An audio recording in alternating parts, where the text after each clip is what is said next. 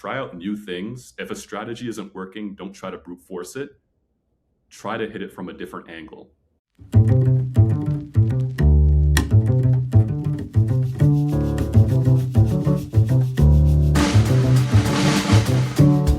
I'm Omar El Malak, and I'm a fourth-year computer science student at the University of Toronto, minoring in business and math. Today, I'm joined by Jonathan Mckesey, a software engineering intern at Verily, formerly known as Google Life Sciences, and a fourth-year computer science student at Ontario Tech University. Jonathan's story starts in a place that a lot of students, unfortunately, know all too well. You feel like you're doing everything right, and you're still hearing nothing back. Jonathan applied to over 700 internships, received just one interview, and didn't land a role in the summer of his third year. But after making just a few key tweaks, everything shifted for him. And in just a couple of months, he went on to land internships at Intuit, Verily, and Lyft, all back to back. In this episode, Jonathan and I dive into exactly what clicked for him to be able to accomplish this. At the same time, we discuss some unorthodox ways to get your first internship, why coming from a smaller school can actually be a huge advantage, and Jonathan shares a ton of resources that are super valuable whether you're just getting started or you're already a 3-time intern at Google. So, without further ado, I'm excited to share my conversation with Jonathan Mckesey.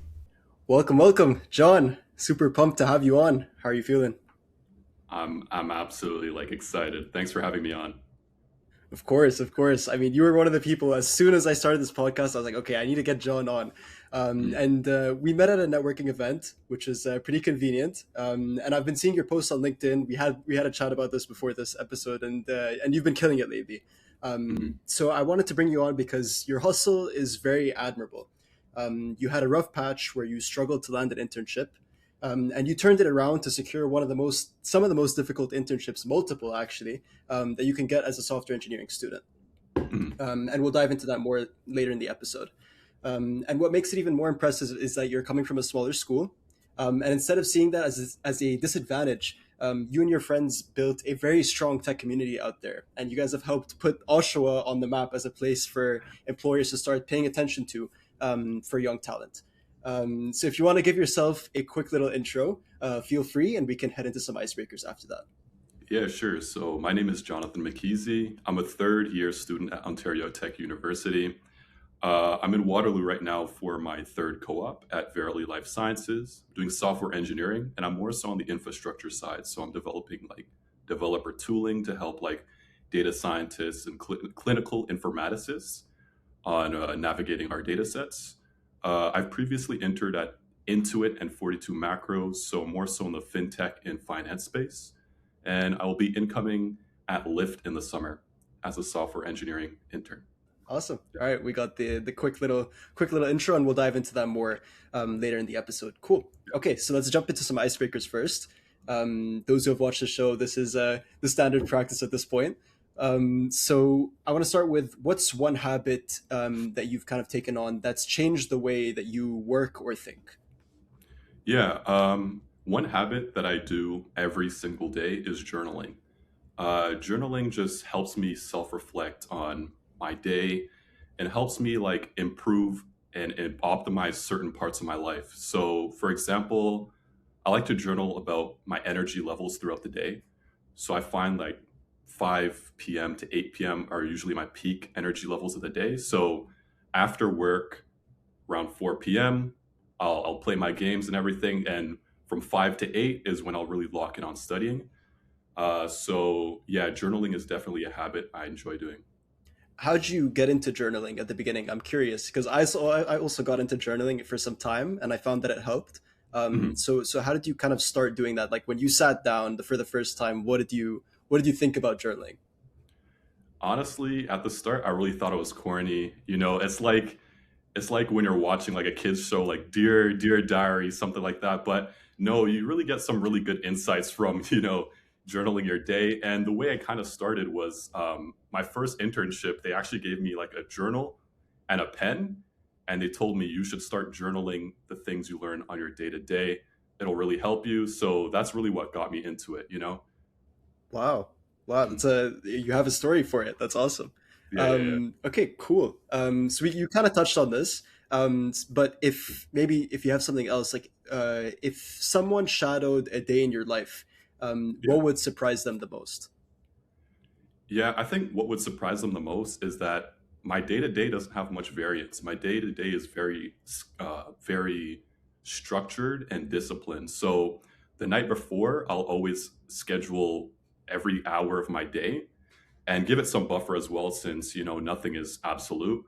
And my days pretty much look the same all throughout the week, except for the weekends. I'll give myself some leeway to do whatever I want. But yeah, there's not much variance. And I think that's what helps me stay really sharp in my craft and, uh, reach the goals that I want to reach. In my calendar, I'll put like from 9 to 5, I'm doing work, or from like 5 to 6, I'll relax. From 6 to 8, I'll do some leak code and read like a chapter of a tour of C++. And, I kind of have blocks like that. Excellent. Yeah. I think I need to start doing that, to be honest, because I map out my week, and Right. then it becomes like maybe things change throughout the week, and you kind of got to push things back. But no, that's a great way of looking at it. Yeah, exactly. Okay, so for the last icebreaker here, I'm excited about this one. What was your first moment where you thought, I have absolutely no clue what I'm doing? Yeah. And what did you do to tackle it? It's a pretty common thing to occur in software engineering. Right, right. I'll more so tie this back to recruiting, actually. So last summer, I applied to around 700 internships and I only got one interview. And I was like, okay, at this point, there has to be something wrong. I do not know what I'm doing. And the way I tackled that is by reaching out to peers who were in positions that I wanted to be in. So reaching out to people at my school who were working at Meta, Google, and seeing how they did it, because we're all coming from the same place, from the same school. We have the same education. So, kind of reaching out to them is logical because we're on the same path. So, that's how I kind of overcame that hump in recruiting. Nice. Yeah, I mean, okay, that's the 700 is a crazy number, and we don't want to scare people. We'll go into that Mhm. during that time segment of your of your career. Yeah, But first, so you mentioned very briefly that you go to OTU, right. which is Ontario Tech University.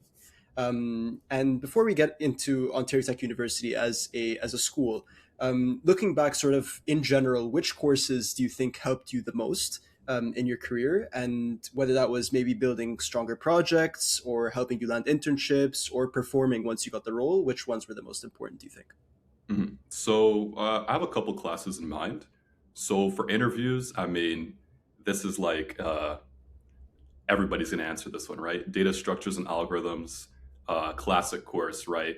It's going to help you crack that coding interview. That one's definitely a fundamental one. Another one I really enjoyed was software design and analysis. So that course teaches us how to learn about design patterns and how to structure classes to build robust and modular software. So that really helped me with my projects, and like designing code with very little tech debt, so I could build on top of it and keep on building on top of it. Because if you don't have the base of how you should design your software and you keep on wanting to add, it's going to get more difficult and more difficult to add features onto your project. Another one that really helped me as well was operating systems. It helped me in interviews as well because I applied to some systems roles and they really want you to know every minute detail of your operating system, like from the TLB to networking protocols and anything pertaining to the operating system itself. So, yeah, those three courses were definitely my top contenders for the most useful courses.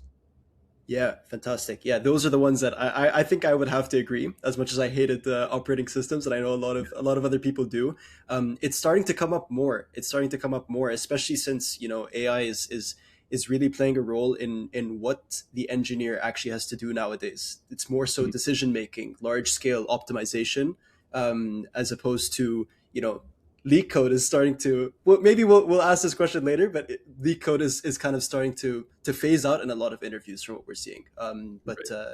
But yeah, okay, cool. um, so about OTU, you speak very fondly about the school. So why did you choose it originally, and is that the same reason that you still value it today? Yeah. So back when I was 12 years old, I actually did a robotics boot camp at Ontario Tech University. So I was really like, I really enjoyed the builder culture there. Like everything was hands on. They had a really strong engineering program. The boot camp was essentially like we were using Legos and motors to build like cars and robots. So yeah, that really drew me towards Ontario Tech, already having that existing connection with the school, having done robotics there. So thought that was really cool. I only applied to three schools, and I got into Ontario Tech. It was super close, and I already had that connection. So it was just perfect. The stars aligned. Just went there. Yeah. As for the builder culture, it's still the reason why I go there. A lot of the students there are really like value CS and do a lot of projects outside of school. And that's something I really like about this school. It's not just all theory, a lot of it is applied. Yeah, yeah, agreed. And then I'm seeing that from you guys that that a lot of you are building these projects that come from a knowledge of applying yourself in these types of classes. Like, what types of classes do you think OTU has that are unique, perhaps compared to other universities that are not like the typical operating systems or data structures that you felt were really okay? Like this was application heavy, and it really showed me directly what I perhaps do on the job right now. If you have an example. Right. So I'm not too sure about the other curriculums, but I know at our school, our courses have a heavy emphasis on labs.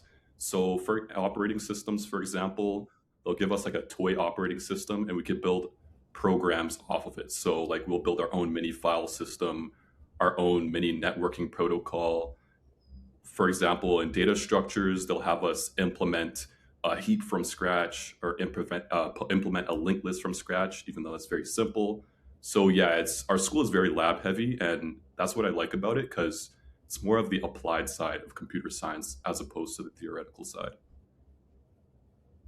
Fantastic. Yeah, I think that's kind of the opposite of a lot of the big schools like U of T, for example. I can speak on is that U of T is very theory heavy.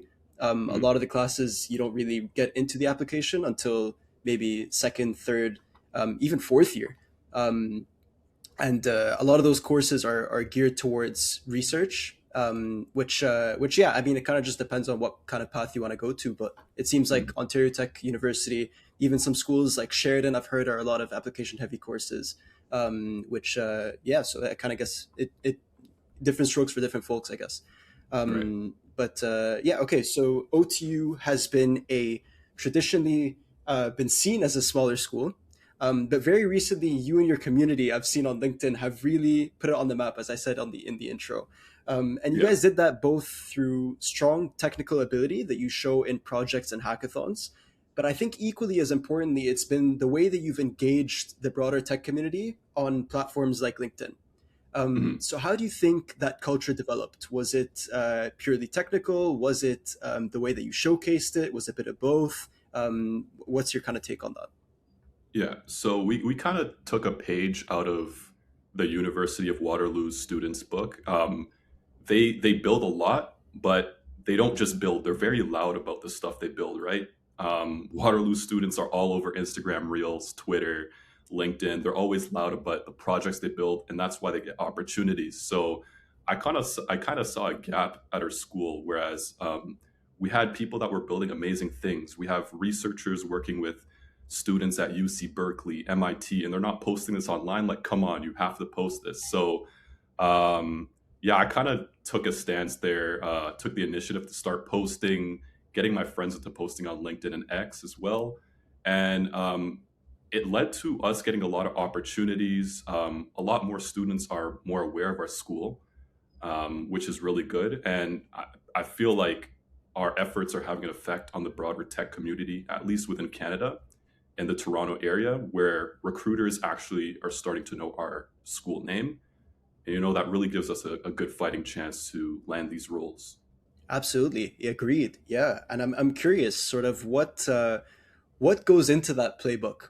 Like how do you? Is there a method that you've used to be able to say, hey, like this is how you should present your project. This is how you should perhaps create a demo that's appealing to other people. What are kind of the techniques that you guys use to show the projects in a fashionable light or a loud light, as you say? Right. I kind of just do whatever's trending at the moment. I'm kind of like a trend hopper, I would say. So having like engaging hooks, having edited videos, using Cursorful to run through your demos. So that's like a Google extension where you could like follow your cursor. It makes it very polished. So it's kind of like just stick with the trend. Um, and yeah, that's how you could really, I guess, get a lot of engagement on your content. And Cursorful is free if I'm remembering correctly, right? Yes, it is free. Fantastic. Okay, definitely head into that if you're trying to demo your projects. Okay, cool. And as a follow up of that, you kind of touched on this before, but what are some of the advantages of going to a smaller university when you're trying to build a career in technology in general? And these can be both career wise, as you said, you were able to grow that community, but Mhm. also maybe related to mindset, like that builder culture that you mentioned. So what's your kind of idea there? Yeah, so a couple advantages of going to a small school is that the community is very tight knit. Um, we don't have a large student body, so everybody knows each other, and we could all reach out to each other for referrals, for advice whenever you want. Another advantage as well is that the class sizes are quite small. So when you get into the upper years, like third and fourth year, the classes are around 50 people, and only maybe like 25 people truly show up to every lecture. So you could really like um, really build a strong bond with your professors and tap into their alumni network. If you really want research, they'll be willing to help you out. So having that really tight knit relationship with your professors and your TAs is a very big advantage of going to a smaller school.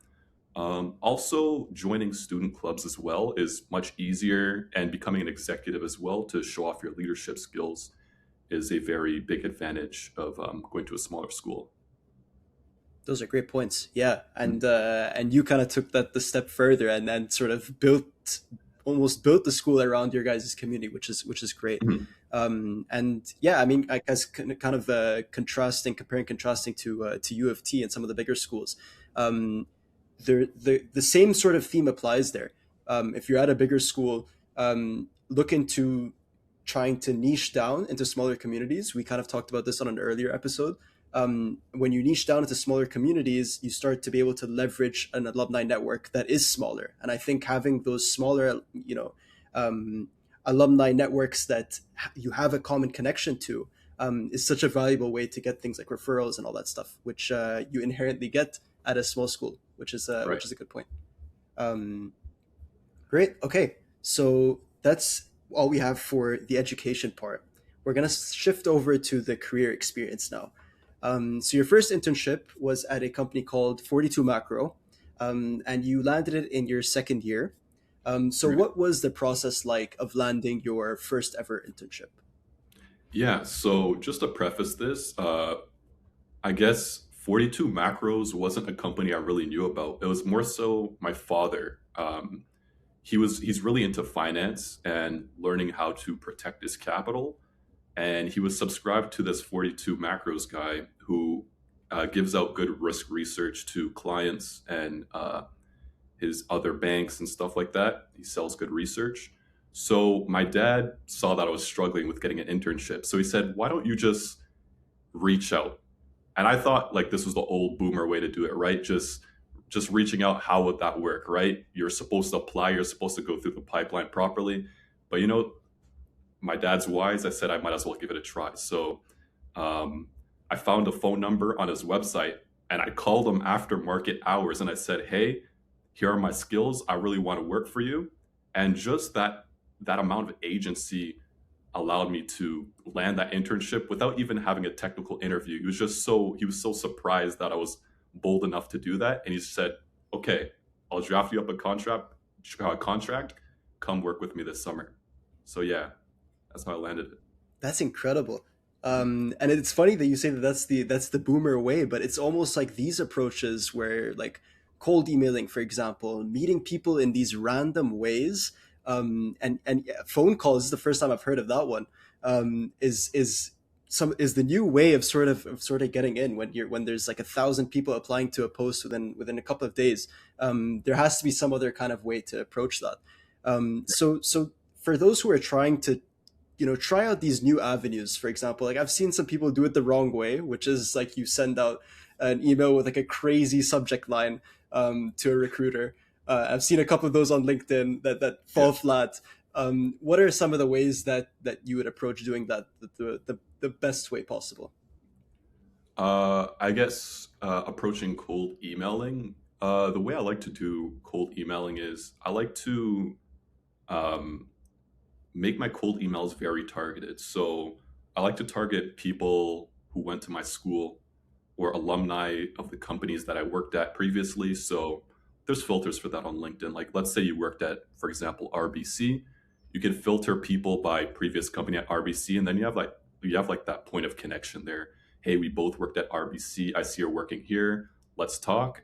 So just finding a really commonality. Also, one thing that's really worked for me is just truly being uh, curious and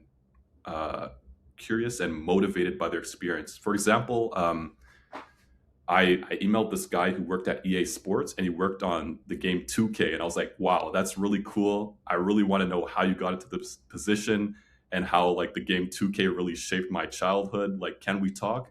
People really like to see your enthusiasm come out through the way you text, and they're willing to give you a chance if you really make your emails personalized or your reach outs through LinkedIn. So yeah, make it personalized, genuine, and maybe have a small commonality.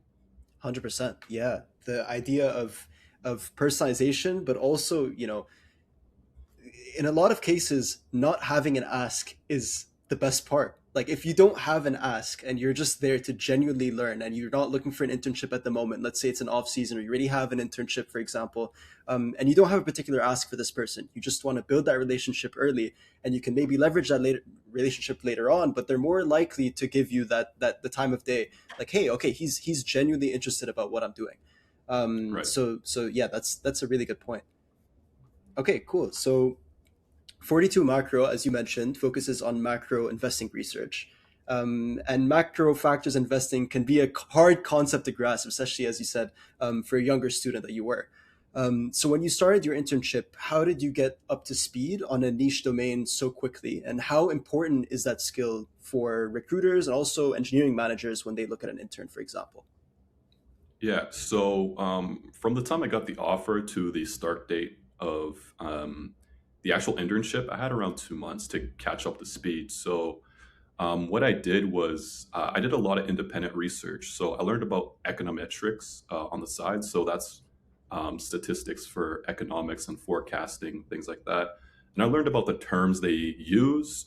And I also became a subscriber to his actual his risk research. So I was learning the terms they use, hawkish, dovish, all those finance terms that a typical CS student would know, and having um, that autonomy and coming prepared, it really leaves a good impression on your manager because it shows your willingness to learn and your willingness to do what it takes to achieve a higher bar and to deliver what needs to be delivered. So yeah. Yeah, and the fact that you're saying this from, like, I was expecting you to say, okay, hey, I spent the first 2 weeks studying, for example. No, Mhm. you spent the first 2 months before you even got your first day on the job, before you even typed the letter on your computer, Yeah. and you're already starting to learn that. So Mhm. I think that's so valuable, and especially that you've segmented it into two parts. You're looking at the domain knowledge in general, but you're also looking at the company themselves, because there's certain philosophies about the way they work that you can probably find online. There's Mhm. certain, for example, press releases that you could find about projects that are particularly interesting about that company that they're working on right now that you could step into and play a role in when you join. Those types of things, that type of research, both domain, which is, for example, learning econometrics, and two, which is learning the actual terminology of the company, like you mentioned. Those are two different factors that are very important to do before you get on the internship, which is, yeah, really good insight. Mhm. Cool. Okay, so what was your experience like? Let's talk about working at a small startup. So, what are some of the expectations that you think students should prepare for before entering startup culture? Yeah, you should be really you should expect to take on a lot of responsibility. The teams at 42 Macros run really lean. Everyone's there for a reason. There's not like a lot of bloat, and if you're not doing your work, they will see. So you need to be willing to uh, work very efficiently, have a good output of work, and take autonomy and ownership over your work. That's really a big thing. Uh, One thing too that you should expect to do is collaborate across teams a lot. So I was booking a lot of calls with the senior researchers over there, or even my manager, just to learn about, catch up to speed with people who have pre-existing knowledge of the company and the project that I'm working on. So definitely, yeah, ownership and working cross-functionally and scheduling a lot of calls. It's definitely one thing. Yeah, scheduling a lot of calls is an important one, and I think that's one that can be done irrespective of of company size as well. Like coffee chatting people, just learning about what they're doing, can go a long way for sure. Mhm. Okay, cool. And final one. So this was a remote role, and I Right. believe this is the only remote role that you've done. Correct me if I'm wrong. Yeah. So what are some of the pros and cons of working remotely in software engineering? Yeah, I would say one of the cons is that you don't have somebody beside you that you could just nudge and talk to. Everything has to be done over a call, has to be scheduled. So that could really be a bottleneck if you're trying to develop really fast. So, like at this current internship, like I'm currently working in person, and whenever I need help, I could just go to the desk over and ask them for help. Whereas at a remote job, you have to be kind of a bit more formal about it, right? You have to say, hey, are you available at such and such time? You have to go check his calendar, get on a call. If it doesn't work, you have to schedule something else. So that's really a bottleneck there in remote work. I would say that was the biggest con. One of the pros, I guess, is no commute. I guess that's always great. But without the commute, it gives you more time to actually work on things, and you don't really come to work really tired. So I think that's a big pro there. Yeah, that's definitely a hot pro for sure.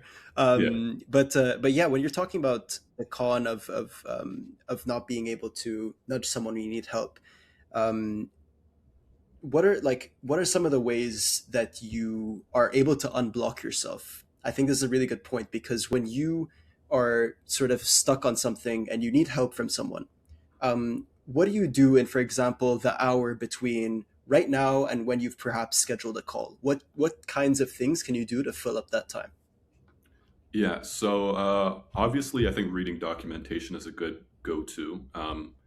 If you don't have any documentation to read, I think it's best to probably take a step away from your work. I feel like a lot of the problems that I do solve often come to me when I'm not working. So I'll step away for maybe like 10 to 15 minutes.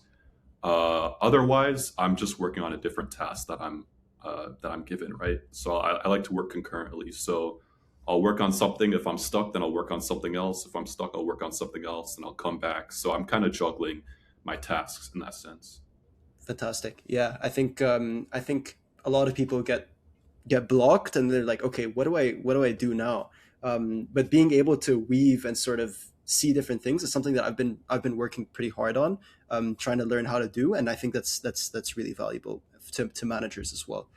Mhm. Okay, so this is a really important part of your career, and you kind of touched on this before, but I want to go into it a bit deeper now. So when you got this internship, between this internship in the summer of 2024 and your next internship in the fall of 2025, I want to kind of take a quick pause because you had a very tough time landing your internship. As you mentioned, you applied to 700 companies, Mhm. and there were a few things that you did that changed the game for you. So Right. I'm gonna give you the floor here. What were the struggles that you faced, and what really shifted things around for you? Yeah. So that summer of 2025, I did not have a summer internship. So I was purely grinding, trying to brute force out a bunch of applications to get something for the fall. And as we spoke in the intro, I knew something was wrong because I wasn't getting any responses. I got one interview and I failed that interview, so I really felt down. And I thought to myself, something needed to change. So I spoke to my peers and they gave me a bunch of advice. It's to do a lot of side quests and push yourself out of your comfort zones, right? So that would mean like going to your first hackathon, going to your first networking event, or sending that cold email. So yeah, that summer everything changed. I took that advice and I started doing all the things that I wouldn't do for the first time, right? So I went to my first hackathon at Stan, and I went solo. I didn't have any friends to go with, so I went there. I met some people. We ended up winning that hackathon, and through posting that win of that hackathon on LinkedIn, I got so many reach outs, which was just fantastic, and I was so happy about it. Also, that summer, I sent out my first cold email, and after that first cold email, I actually was able to schedule a coffee chat, which converted into a referral, which converted into an interview. So I was just I was just pushing the boundaries of, I was just trying new things, and that really got me to where I wanted to be. So yeah, my advice to people would be to like try out new things. If a strategy isn't working, don't try to brute force it. Try to hit it from a different angle. Mhm. Fantastic point. Yeah, like what? So for me, like you gave me like the advice to cold email, and I hadn't done it before either. So this is the first time that I was doing it too. I had gone my internships in different ways, and you said, okay, try cold emailing, and it turned out that that was the avenue that I got to get my current internship. And it Nice. was completely unrelated to the internship that you asked me to, that you kind of told me to cold email for. Mhm. So it's funny how doing random sort of, and we met at a side quest. I wasn't even supposed to go to that event. So Yep. it's funny how things that sort of fall into place because of just a random decision one day that you decided to go do this. So if doors are not opening for 200 days, the 201st day you could randomly go to an event, something will change that day, and it'll be a domino effect. Mhm. But yeah, so for those who maybe overwhelmed by that idea, what's something that you can do right now? Like for example, like you might have to wait like a week for a hackathon. You might have to, there are events that are happening throughout the week. But what's someone who is, for example, sitting at home right now? What can they do to sort of start that chain reaction? Yeah, to sort of start that chain reaction, I would say send out your first cold email or try to get your first coffee chat. And my way or my strategy on how I do this is I like to reach out via email. I think email is far more effective than reaching out on LinkedIn because I think the more senior you are, the less you check LinkedIn. So what I like to do is I go on LinkedIn, I see a company I'm very interested in working for. I find a senior engineer or staff. I feel like the higher you go in the organization chart, the more likely they are to respond. I don't know why that's the case, but it's worked for me. And I use a website called hunter.io. I put in the company they work for, their name, and it outputs their email, and that's how I actually email them. And I make it very personalized. So, um, I talk about their experience. Maybe they wrote a tech blog, for example. Like I like to read the Databricks or Datadog tech blog, right? So maybe they authored it, and I could talk about that. So yeah, just send out your first cold email and see where it takes you. And if it doesn't work, just keep on trying. The conversion rate is pretty high in my experience. Fantastic. Yeah, that's a really good point. And we touched on cold emails as well earlier. And I think cold emailing, what worked for me as well, just to add on all the great stuff that you talked about, is that I think if you include one or two things potentially, if you are looking for an internship and you're looking for and you're cold emailing, include one or two things that you've worked on with tangible visual evidence of what it is. And I think that makes such a big difference because there are a lot of recruiters who don't perhaps have full technical knowledge on what your project is. And they just want to kind of see something that's working, or they want to see a website that's working, or they want to see users. Those types of things you can convey through some kind of visual that you attach to that email. So I think that's another one a pretty useful tip for cold emailing. Okay, Right. so now we are jumping into your next internship, which is a big one, Yeah. Intuit in the fall of 2025. So, what were some of the things that you had to change about the way that you worked once you were on the job, moving from startup to a large company? Yeah. So when you work at a large company, there's a lot of internal tooling, and there's a quite a steep learning curve that comes to using all this internal tooling.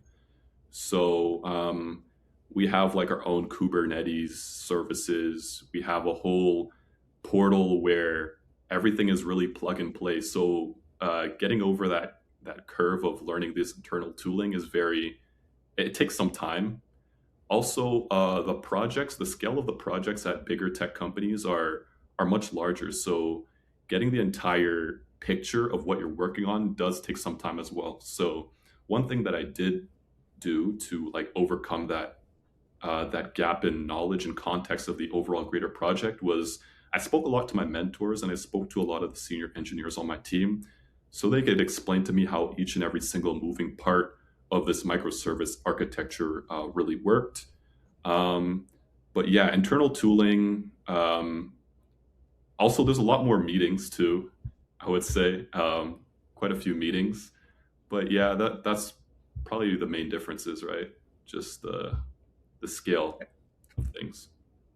Agreed. Yeah, and I think that when you go into those bigger companies, you kind of you might get overwhelmed at first because it's kind of the first time that you start seeing okay things that are going out to 100,000 users, for example. Your change is directly impacting those people.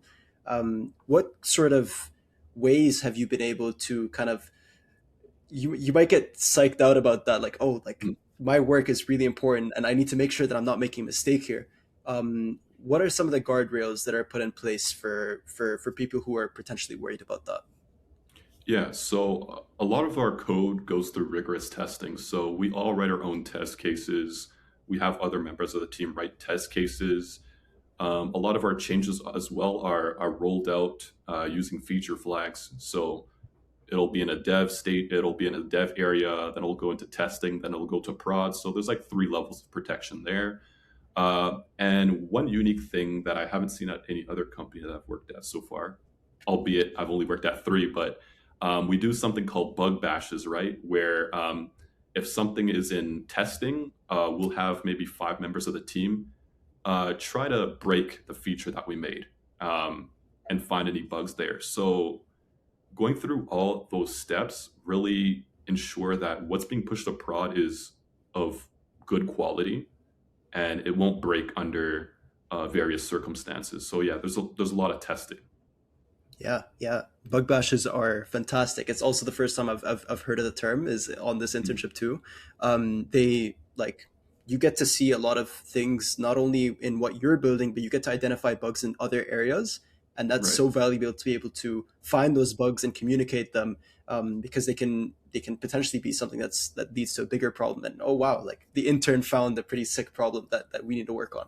Mm. So yeah, I think that covers bug bashes. But yeah, that's awesome. So you worked on Intuit's virtual expert platform. So can you explain like sort of what that is, like in simple terms, and what was your role in that as an intern? Yeah, so the virtual expert platform is sort of like the AI layer between the expert and the client. So an expert could be anywhere from like a tax advisor to a financial analyst that are employed by or contracted by Intuit, and then the client. So let's say, I don't know, you're a small business owner and you're having some trouble with QuickBooks. It'll be that AI layer um, between the client and the actual expert, and the AI will relay the relevant information to the expert, so it kind of enables them to do their work with higher efficacy. So it's kind of like a infrastructure for our contractors. My role in that was being a full stack software engineer. So I was working on some back end services in Spring Boot. I was working on logging certain features in the front end, seeing if they're useful at all. We call it beaconing. And I was working on running some evaluations as well, just to see if like the system prompt was up to par and if it was classifying intent correctly. So yeah, I got to work across a lot of layers on the stack from AI to back end to front end, which is really great.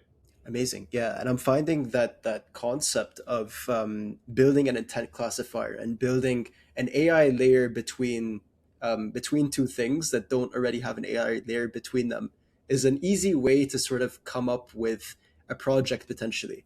To be able to showcase your skills to a team that's doing something like the virtual expert platform. They see a project of someone who's building something like that. They might be like, okay, that's pretty similar to what we're doing. Mhm. What's your sort of take on projects? Like, how do you think about building a project that could help you apply to a role like that, for example? Yeah, the way I go about building projects is I really like to go on tech Twitter and see what's trending. So I guess like just recently, the Poly Market API dropped. So I like to build around existing trends, and I like to apply uh, tools and kind of frameworks that are really sought after by companies. So Intuit are really pushing AI initiatives. So building your projects with LLMs or RAG, for example, or agents is really useful for landing these type of roles and kind of learning about the whole AI space as a whole. And just hopping on the trends too really makes it fun, makes it a really cool talking point to post it on Twitter or on LinkedIn. Gets you a lot of traction. So all around, like that's kind of my thought process how I build projects, right? I use relevant skills pertaining to the jobs that I want, and I kind of give it a fun twist by trying out a trend on tech Twitter or something like that. That's such a good point, especially now, like with AI, like you can almost build anything without having to look at a YouTube tutorial for it, right? So Right. you're not Yeah. confined to the types of projects that the YouTube tutorials are doing, like a weather app. You can really do what you genuinely want to do, and the other added benefit of that is that you'll actually hopefully finish the project if you're interested in it. Yeah. So that's a good point too. Okay, um, so in that same semester as Intuit, you went on a bit of a hot streak and you lined up your winter and summer roles back to back. Hmm. So, how did you balance recruiting while working full time? I'm actually really interested in this one too. And when your time was limited, what were the highest ROI things that you focused on in your job search? Yeah. So really, it all comes back to having a structured day.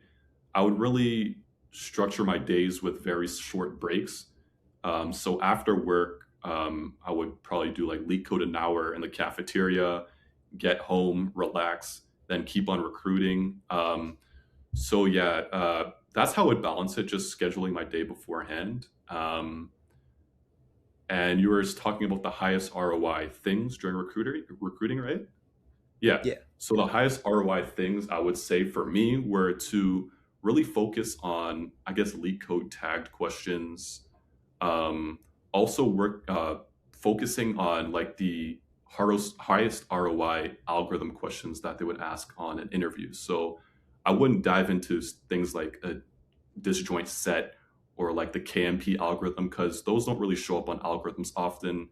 They like to ask hash map questions, breadth first search, and any of the common algorithms. So really focusing on that small subset that covers probably around 80% of the questions they'll ask on your interviews. So yeah, just having a really scheduled day and just focusing on the smaller subset of things that encompass what you'll find on an interview, right? It's a Yeah. good point. Yeah, and I want to dive into leak code here Mhm. because it's coming up again.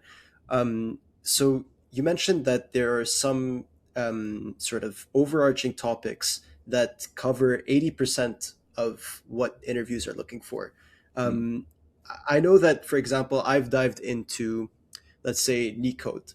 Neat Mhm. Code is very highly regarded in the industry, but there's a lot going on there. Like there's a lot of it's structured, but there's still a Mhm. lot of content to go through. Like if you were to go through that, it would take days, weeks even to go through every single problem on there and watch all the videos, for example. So if you were to look at, for example, like Neat Code, which sort of branches are the most important? You mentioned um, breadth first search, for example, hash maps. Like, what are some of the ones that like big tech looks at as the overarching topics? Yeah, so I've interviewed with quite a few big tech companies. I would say the highest ROI, I guess, branches in Neat Code are probably the graph problems, the hash map problems, the array problems, and a lot of them surprisingly like string manipulation. And I would say to supplement also your recruiting, I would look at the tagged questions as well and kind of group those by topic. So one of the companies that I was applying for and interviewing for really liked greedy questions. So I really focused on greedy questions as well. So I kind of like to focus on like those four or was it five topics as my base foundation, and then I branch out.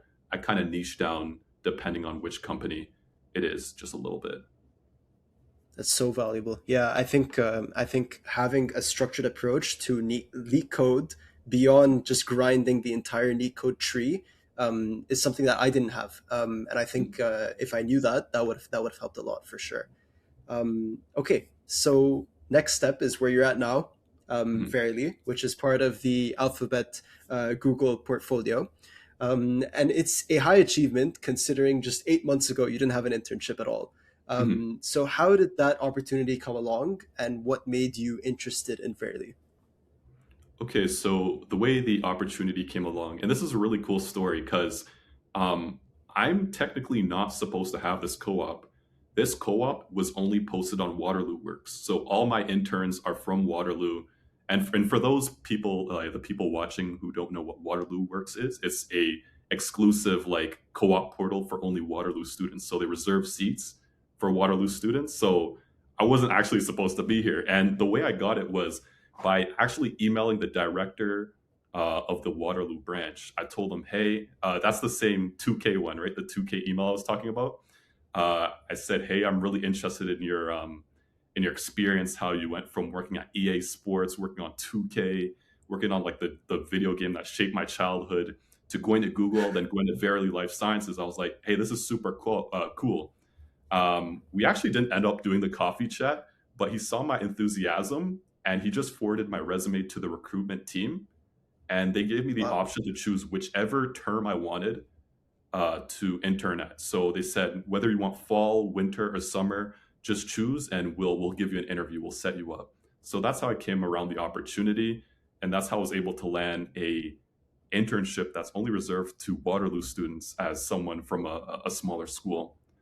And what was the second part to your question? Sorry, I was so deep into the question to that No, first yeah, part. that's. I think like we can keep diving into this first part Oh, because I sure, think there's a sure, lot of people who are gonna be interested in this.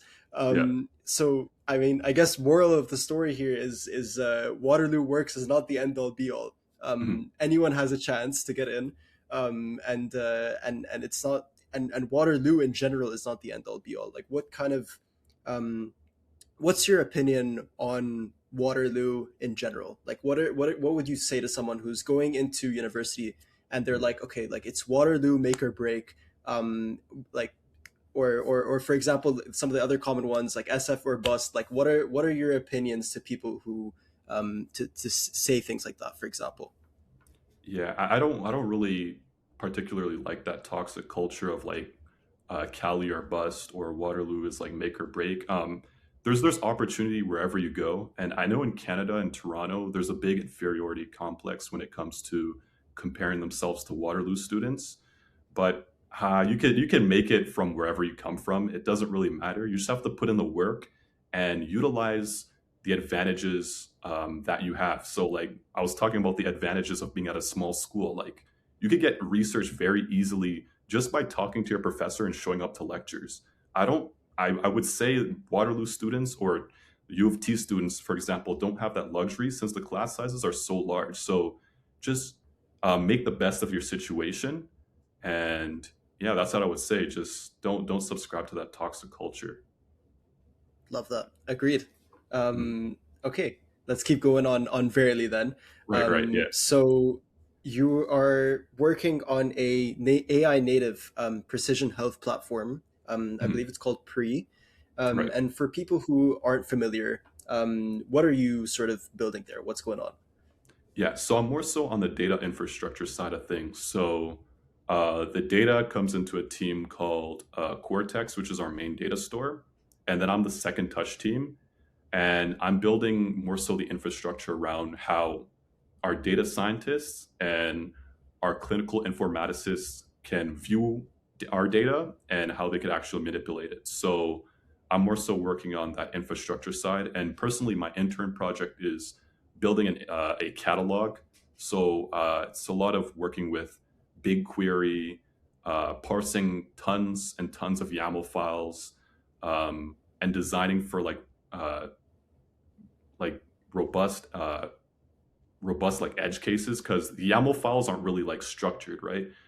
Structured properly, or at least the way we do it. So I have to account for like different edge cases, and then I'm doing that and I'm displaying all that metadata on a front end catalog, so that it's easy for the data scientists to see what services we provide, what data sets we provide, and how they could use it.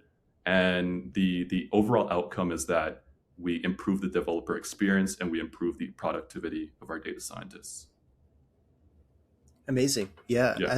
And when you're explaining that, you're explaining it in a very simple way, but I'm assuming the task is a lot more complicated than it Mhm. sounds with in terms of data cleaning and stuff like that. Um, for those who are maybe building projects right now, how can they sort of develop that skill of working with complex data sets, especially since they're not at a company, they don't have, they might argue that you don't have real data yet. Mhm. Where are some places you could maybe find some data like that is unstructured, clean it up and present it in a presentable way, and really, that process delivering some kind of value to someone at the end? Yeah, I think a good website to source your messy data from is websites like Fred. So that's the Federal Reserve of. It's like a Federal Reserve of. I can't quite recall, but there's a bunch of uh, unstructured and messy financial data. So you could clean that up and present it in a way where it'll be very useful to I guess your users. There's also websites like Kaggle. I'm not sure if you're familiar, but Kaggle has tons and tons of data sets, whether they're structured or unstructured. So that could really give you a good intro to how you could work with large amounts of data, parsing and cleaning it properly, and presenting it in a way where it's accessible to clients. So yeah, Excellent. Yeah, Kaggle is a good one. I've heard of that. And Fred, for I'll research it after. I'll try to put on the screen or something. right. But yeah, that's a good one as well. Okay, cool. So your first two internships were in fintech, Mhm. and now you're working in life sciences. So Right. like, sort of, how did you get from A to B? Sort of, it's almost like two completely different fields. What did you have to go through to be able to have that mindset shift after working at internships that are focused on fintech at first, to something completely different? Yeah, so I guess going into my undergrad, I always knew that I wanted to try out different industries. I think when you're really early in your career, you have the flexibility to try what you want to try. So I was really interested in traditional finance, so I went to finance. I was interested into fintech, so I went into fintech. Then I thought life sciences was really cool because it's for the betterment of society. So I tried life sciences, and transitioning from finance to fintech to life sciences. I don't think there's really much of a difference. At the end of the day, you're working with data and you're trying to achieve an output. Um, at the end of the day, it's just data, and you're just doing transformations on it. So I don't think it's much of a big difference. It's just the outcomes are different. Agreed. Yeah, that's a really good point for those who are concerned about something like that. Like, okay, like working at, I don't know, I've seen like the TTC, for example, has like software engineering internships. You might be like, okay, like I don't know anything about like trains or how they work or what they're doing over there. But yeah, like at the end of the day, there are foundational principles that every engineer should be good at, and sort of understand the patterns. And then when you get on the job, it's almost that pattern recognition. Okay, how do I apply what I've done before to the domain here? And you sort of learn about the domain in the process. Mhm. Yeah, cool. Okay, so hackathon projects is something I want to get into next because that's something that we put together very quickly, and we don't have time to think about things like limitations. Mhm. And you mentioned, for example, the process of scraping that data, cleaning it, outputting it. There are often limitations with the type of strategies that you use on large scale data sets like that. Mhm. So, what are some of the biggest challenges of putting AI systems like the one at Verily, for example, into production that students maybe don't think about until you're sort of working at a company at a large scale? Yeah, I would say I can't really speak on that at the moment at Verily since I'm more on the infrastructure side, so I'm not directly touching the AI. I could more speak on this at Intuit because I was working closely with the AI, if that's fine. So at Intuit, like working with LLMs, the output is non-deterministic, so you'll never know if it'll output what you need it to output. So I stress that you really need to have robust evaluations. So uh, you have to look through traces of how the AI was used, and you have to kind of work around like, okay, like a customer did this and the output wasn't what was intended. How could we kind of change the system prompt in a way where that behavior is not reproduced again, right? We want the behavior to be what we want it to be. So yeah, evaluations and having like a larger context of what the entire project is and what the output should be is really something that we should strive to do with AI agents or LLMs in the tech space. Good point. Yeah, and that concept of AI being non-deterministic, but us needing it to do deterministic things is a problem that a Mhm. lot of people are trying to solve in different Right. domains. So maybe looking into a project on solving something like that for the domain that you're interested in is a good way to start. Um, okay, so as writing code gets easier, a skill that recruiters are looking for, and we touched on this a bit before, is decision making, Mhm. considering different technical limitations. So, what's the best way to practice good decision making, following best practices, things like that, outside of the classroom and outside of internships? Yeah. One thing that I like to do for, I guess, learning how to build robust systems and adopting good decision making is reading books. So, a classic book is Designing Data Intensive Applications. That's a classic one. Has a hog on the cover. I'm sure you've heard of it, but that's a really good book for system design. Thinking of the limitations of certain systems and when you should scale your systems. So that's a good one for decision making. Also, just making fun toy projects and trying to get users.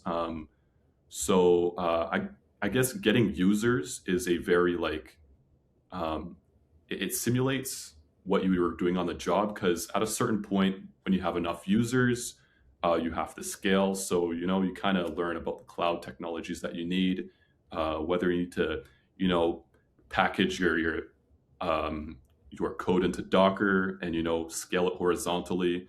So yeah, getting users is also a big one on how to improve your decision making.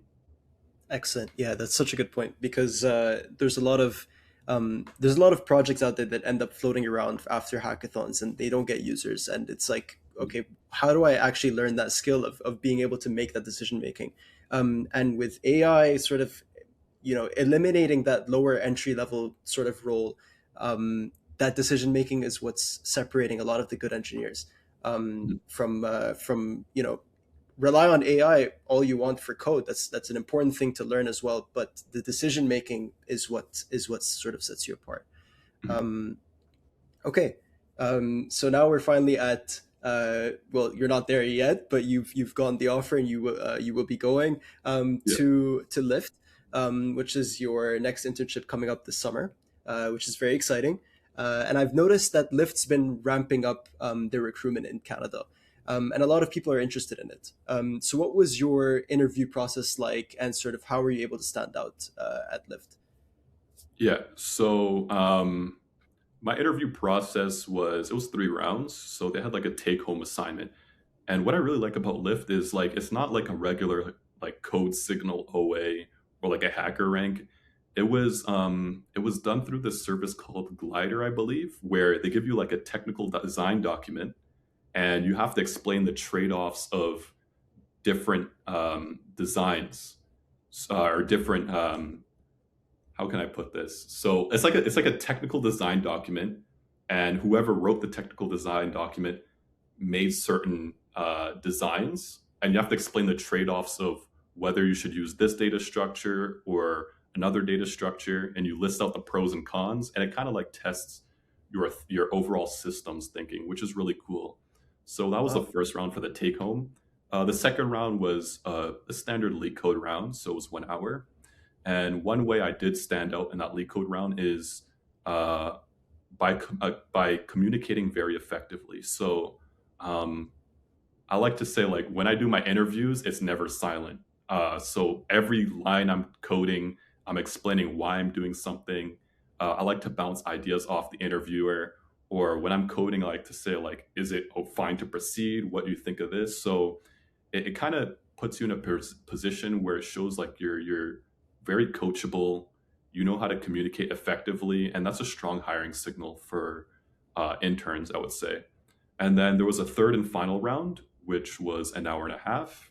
And this one was more so like class design. So they really stressed on code cleanliness and the execution of your, like the speed of execution, and then the effectiveness of the algorithm you implemented. So I have seen a lot of interviews so far, like more so tend towards class design, and I think that's very important to start looking into. Right, is learning how to effectively implement classes and use certain design patterns, and clearly knowing object oriented programming.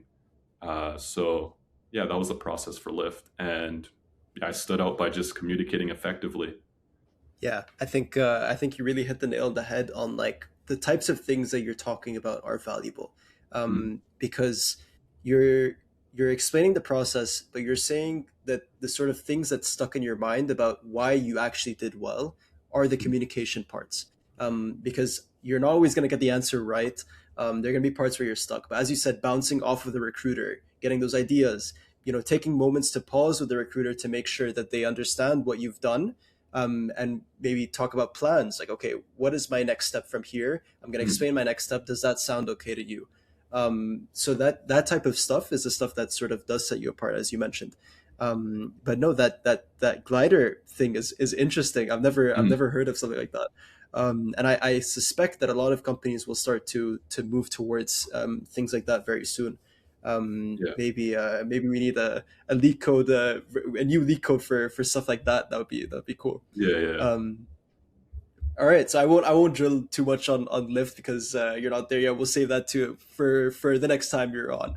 Mm, But yeah, so sort of to wrap up your career here, we're gonna kind of go into some just general questions now, quick fire. So something I'm curious about is that the standard length of a hackathon is usually 36 hours, and a mm. lot of people are interested in, for as someone who's won a couple of hackathons now, how do you segment those hours to be as successful as possible and equally as importantly finish the project? Yeah. So the first couple of hours of my hackathon is usually spent designing the system, or rather coming up with an idea first and bouncing off the idea off of judges, because ultimately the judges are going to be the person who determine whether you get placed in a certain track. So I like to come up with an idea, bounce it off the judges, see what they think. If they're not really receptive on it, that's when I know I kind of have to flip the switch and kind of pivot elsewhere. So kind of leverage the judges in that aspect, with ideation and coming up with an idea.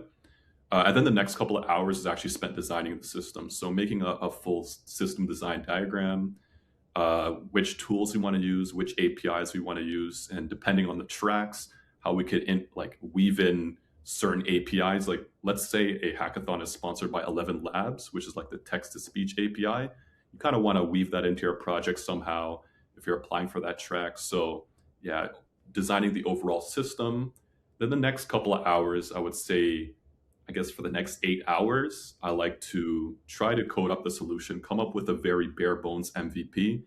And within this time, if we see that our project isn't feasible, we try to pivot. So we kind of give ourselves that kind of first initial 8 hours to see if this is even feasible. I would even say like you should give yourself a bit less time. I would say like 4 hours is a good like golden mark to see if your solution is actually possible to code within the allotted time. Um, then I like to actually sleep. I think sleep is very important. I'm not like a workhorse. I won't just work for the full 24 or 36 hours, whatever it is. I feel like after a certain point, there's diminishing returns, and I start pushing out pure slop. So I like to get a bit of sleep in. And after that sleep, I get some more coding in. Uh, and in between my coding, I like to go network with other people. I feel like the networking at hackathons is often understated and it's unmatched. A lot of people are just there to purely put their heads down and work on their project.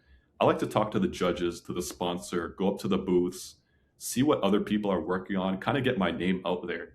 And it's really useful for the future because you could reach out to those people at the booths. Hey, I was at this hackathon. Can we talk?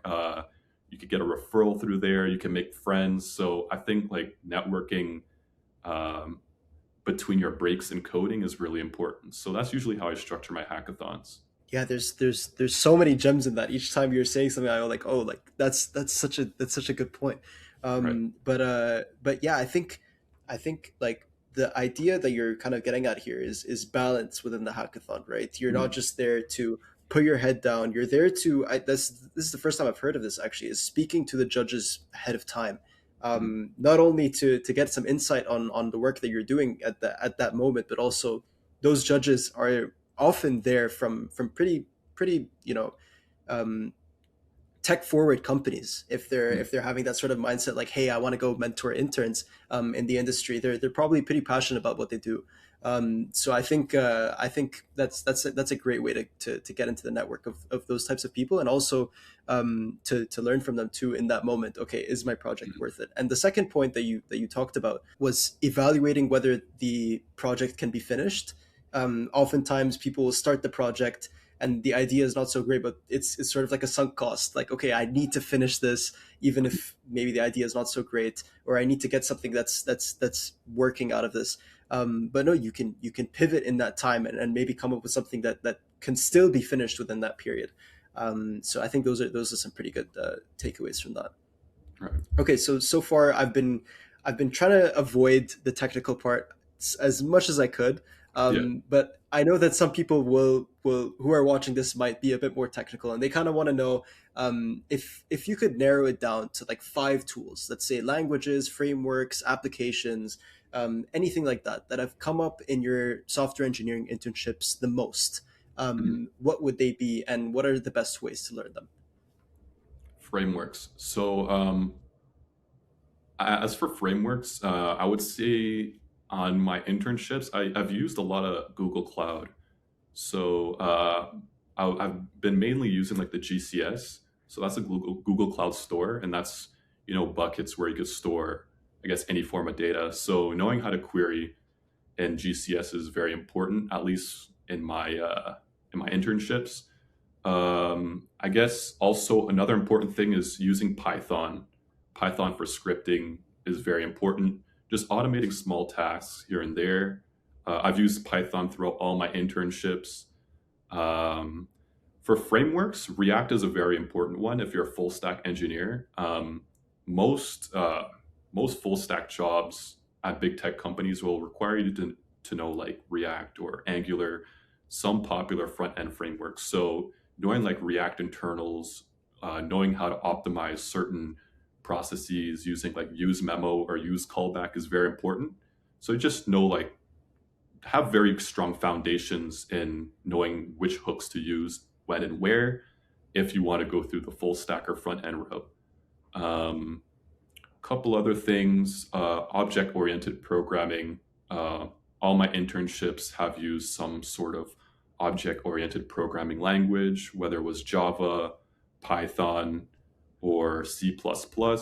So knowing how to, I guess, design your your programs in a way where it's extensible and modular is very important. So having good foundation in object-oriented programming is very important. I'm trying to think of another one here. React, yeah. I mean, I would say those four are the most important in my opinion. Yeah. Yeah, I like that, and it's also maybe a sort of, and we can allude to resumes here is Mm, what you're talking about, like narrowing down the amount of stuff that you're putting on your resume for tools that you know. mm, Because, for example, like you thought of four off the top of your head that are really important, that you're really good at, that you use often. mm, Maybe you couldn't get to that fifth one, or maybe think of that fifth one off the top of your head because mm. there you have a concise set that you are very familiar with, you're very strong in.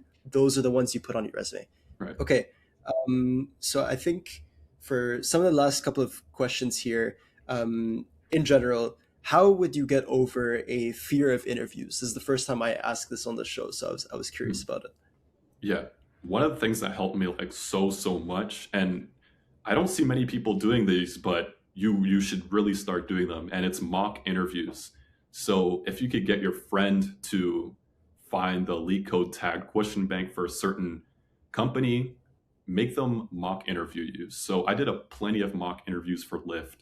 I would say, hey, go on leak code tag, choose whichever questions you want. I'll give you a rubric and grade me on how I do. Am I communicating effectively? Am I using proper variable naming? Am I finding the optimal solution? So yeah, mock interviews are really good. Also, I would say do mock interviews for behaviorals. Behaviorals are quite difficult, or they were difficult for me as a CS student because I'm more so technical. I don't really have that social aspect. So getting your stories pat down, having like a story bank mapped to like several like common questions, like name me a time where you failed or something, is really it'll really help you get over that initial fear of interviewing. So doing mock interviews, whether it's behavioral or technical. No, I think you're selling yourself short with the social. I think you've got that. I think people who are watching this kind of, they can see that the way that you're communicating things is very clear. It's succinct. You're getting your point across. I think that's what people are looking for engineers at the entry level. And in terms of fear, I think what you're talking about is really important because I think people tend to feel like they're alone in the interview process. Like, I don't know, for me at least, I isolated myself during the interview process. I was like, okay, let me optimize as much as I can, to the point where I was like putting the faces of the interviewers on my screen, and I was just practicing in front of the screen. Mm, But no, actually practicing with someone else is such a good way to combat that. right. Um, okay, so I mean, we've kind of covered all the main ones. This is the last one about the technical stuff.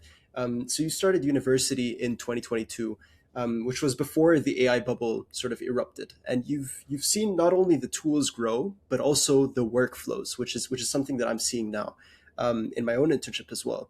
And in 2023, we were copying code snippets into ChatGPT, and just like begging it to work, and sometimes Mhm. things will just blow up. But now we can like fully integrate Claude Code with different skills that can agentically build entire features from scratch, with just a single prompt, for example. So, how do you think that has changed the expectation of tech recruiters in general? And what are your strategies for sort of following those types of AI tools, and learning how to actually use them to create things quickly, but also that are still high quality? Yeah. So as for expectations of tech recruiters, I would say like on your resume, having some sort of AI proficiency is at the very moment, I would say it's table stakes in the current climate, right? Every big tech is pushing AI initiatives. And if you don't have that on your resume, that's one reason not to hire you. So being up to date with these AI tools, whether it's Claude Code, Open Code, or using like sub agents, try to display that on your resume, and that's a really high hiring signal. As for staying up to date with these tools, I do like to go to meetups.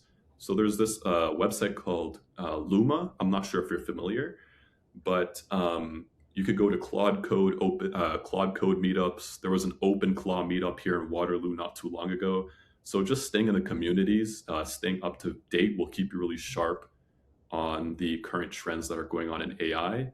AI is still new, so I'm still trying to figure this out.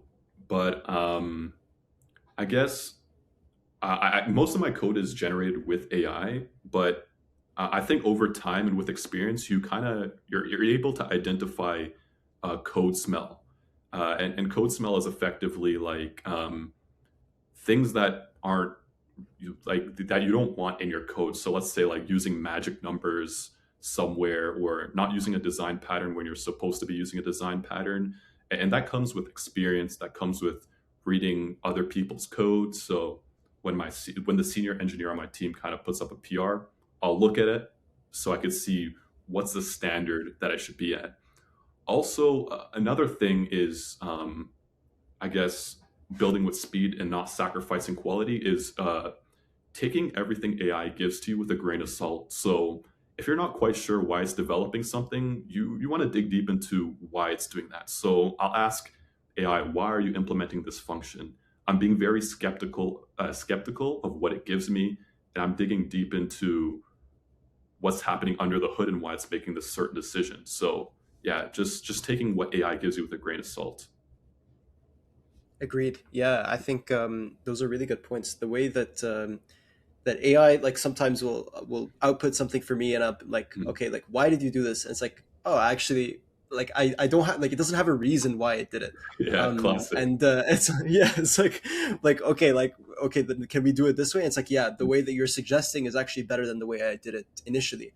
Mhm. So I think having that skill to be able to audit that, almost like an AI audit, is a really important skill that's could end up on resumes one day. We'll see. Mhm. Um, but okay, cool. So that's pretty much everything we've got here.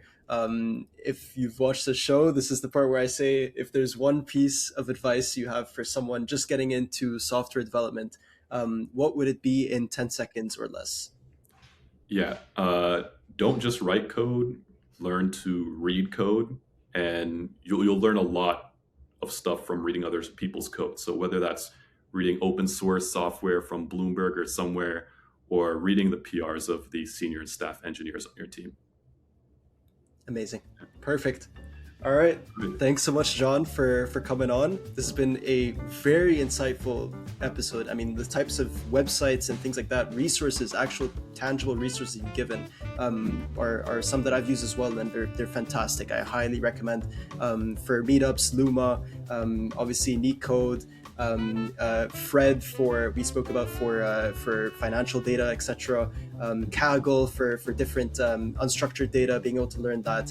There's so many different resources that were mentioned in this episode that were very useful for students. So yeah, awesome. Thanks so much for coming on. Appreciate it. Yeah, thanks for having me.